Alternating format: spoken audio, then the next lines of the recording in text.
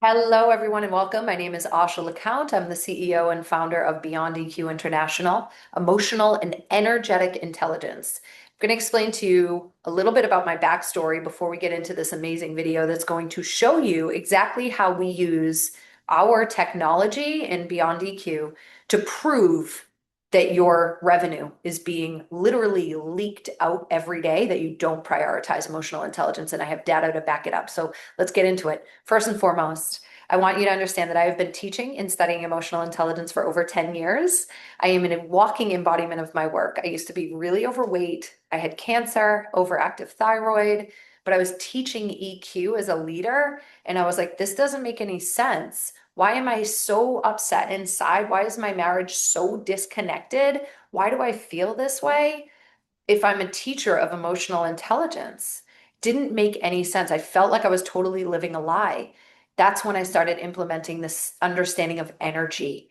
I started going to different countries, a total of 20. Five of them, I started studying ancient energetics, and I realized, holy crap, this is the missing link in business. And I rewrote emotional intelligence with the understanding of epigenetics, generational wounding, and why people have such a difficult time taking feedback and receiving feedback. And I realized it's always the same.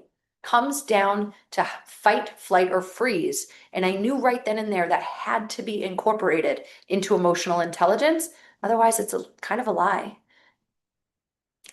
Self-development, coaching, and emotional intelligence roughly adds up to about $1.3 trillion. And arguably, right now, we are at a crisis state with our leadership. Burnout is up, isolation is up, teen suicide is up, and kind of plateauing at the moment.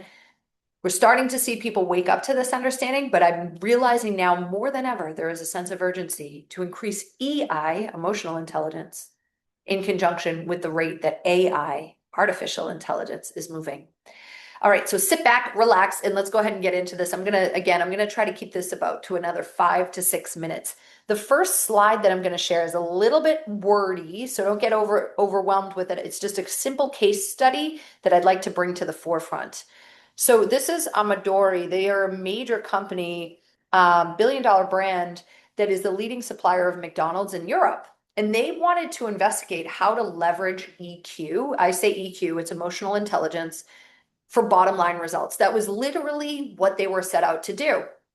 So over this 3-year period, they started researching the link between EQ, individual performance, and then organizational engagement, and then organizational performance.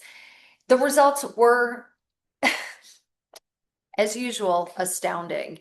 47% increase in leadership performance, 76% employee engagement success, and lastly, a 63% reduction in turnover in the sales force. Morale was that high because of the way that they implemented emotional intelligence and behavioral self-control. So what I've come to realize, and keep it really simple before I show you the data and I show you the way that we do this and the way that I consistently increase revenue in sales teams.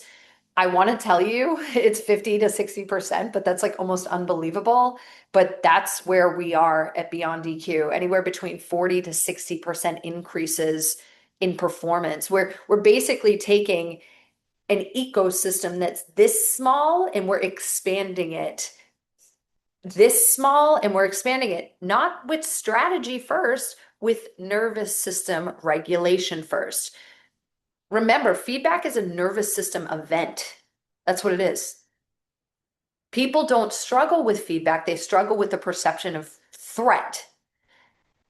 Feedback can sound like you need improvement. You need improvement in what you're doing, but it can be heard as I'm failing, I'm not good enough, or this person hates me, this person is evil. We gotta be realistic right now. There's a lot of walls up with people. And so you're hearing, if you've ever been in a marriage, you get how this goes. You could be saying something totally different than what the other person is hearing. That they are hearing it based on their level of emotional regulation and emotional frequency. Understand? So let's go ahead and show you how I measure this. First and foremost, We have what we call the 360 leader. This is someone who is self-aware and coachable and consistent, regulated and trustworthy across the board, at home, with their friends, behind closed doors. We're talking about exposure, not just in the work environment. We have to shake it up a little bit. Okay. And then we do this by changing energy. So let's talk about this particular case study. I'm focused mostly in the luxury real estate as well as luxury hospitality verticals, but I also work in tech. I worked for some really high profile, like Tim Draper. I've worked in his tech ecosystem in Indonesia. So I attract a lot of clients that are entrepreneurs in tech. And then also VCs, of course, love my work because why wouldn't they? I'm regulating their CEO's nervous system so that they allocate funds more appropriately. But in this particular case study, we're going to focus on private clubs. So communication wasn't the problem. Communication was the symptom of their problem. Basically, what happened with this general manager, the CEO, he was like, man, nobody's listening. I don't understand. I just started. I'm taking over from a man that was here for 25 years. I'm trying to, build confidence and power, personal power in my team.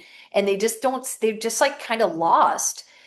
So what we realized was that we had to survey the team. What did they think was wrong? So we get this data, and out of 12 of the leaders on the leadership team at this really high profile club, they said that communication was the issue. They could not figure out why they couldn't communicate with one another. 7 out of 12. Then the next two were consistent direction, and then lastly, information from leaders. So we're looking at basically almost the overwhelming 99% majority, 90% majority saying that communication is the problem. So we started testing 26 areas of emotional intelligence.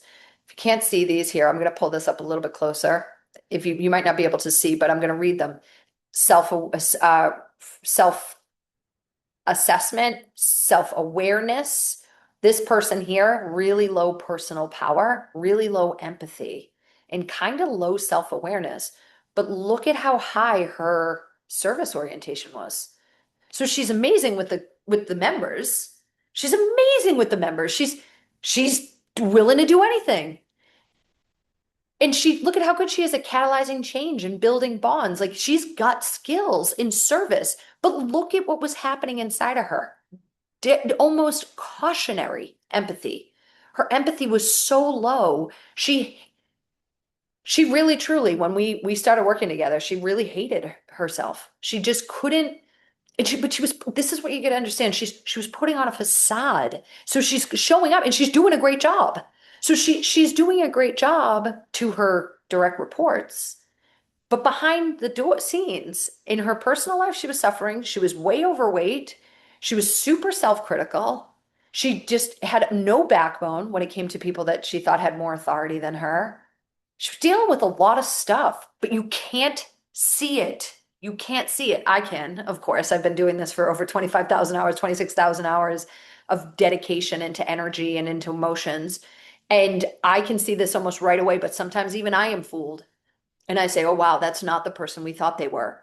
This is where it gets good. We change it fast. I have developed a method called the core method, where I blend all together different types of energy understanding, epigenetics, trauma, core wounds, all of the things that make your team insanely powerful. I have personally lost 80 pounds. I am a fitness model.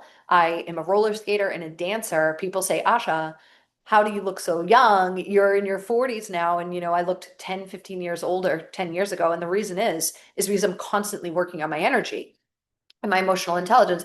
And this isn't going to be for every company, because some companies are going to think, oh, this is woo-woo, it's weird. And you know what? Good for them, because maybe that's where they're at right now. But I'm going to tell you right now, this is the future of emotional intelligence. It cannot keep going the way that it's going, not with the rate AI is growing in technology. So then what we do is we take the tests, all of those tests, all 12 of them, we test everybody. We then bring them into this system that I created, where I get the average of all of their emotional intelligence. And as you can see in the green dot here, communication is not the problem. The problem is bias for action and behavioral self-control. Why? Because prior to the new CEO, the new general manager that hired me, They were with a CEO for over 20 years. So he was a micromanager. So the team just started to follow him around and literally became programmed to be sheep. They became programmed to follow around their boss. So when a new guy comes in, a new man comes in, he's got these new fresh ideas. He was banging his head against the wall because he was like, well, why aren't they paying attention? And a regular EQ business would just come in and fix communication. And then you're just literally putting a band-aid on a broken bone. You've got to get to the root problem. So how do we do this? This is me just doing some speaking events and teachings. We do surveys. I bring in understanding of resilience ladder, talk about these deeper things that people are really, really like kind of crying out for. And we figure out a whole process. I won't get into much in the nuances. And then we seal the leaks. We create alignment. I like to call it, it's like, flowing and then precision, but flow as well. We want to really, really get in front of that. There's leaks and they start to erode. So that's what we do. And the result of that team, they completely thrived. They were so bought in that the man just kept hiring me to do more and more work. The team started losing weight. Marriages were repaired. The members were so much more happy than they ever have been before. They started hiring amazing new team members. A couple team members left, but the whole energy changed inside of the business. And this is so accessible to everybody. So my name is Asha LeCount. If you are like, wow, this actually seems really interesting. I understand what you're talking about when you say that EQ isn't deep enough. I also understand that it is directly correlated to my bottom line. Let's go ahead and talk. I have about 10 more monetary case studies in which I'm happy to share. I have another case study with a recruitment company. And lastly, I have hundreds of testimonials on the life-changing work I have done one-on-one with high-level clients, athletes, celebrities, and I'm so thrilled to make a connection with you. We also host workshops, speaking events. I can speak on any of those 26 areas of emotional intelligence, but most importantly, what's going on with your team, what's going on with your club, what's going on with your university, whatever it is that you feel needs a higher level of energy. I'm just moving into a lot more acting, and I'm realizing even the acting teachers are like, wow, I feel like we need to have you come in and teach, because even actors need emotional regulation and understanding how to get into their art and getting into their voice again, right? We want people who are feeling good. You as a leader have so much control over helping your team truly feel good beyond what you can see, beyond EQ. I'll look forward to getting in touch with you soon. Bye-bye.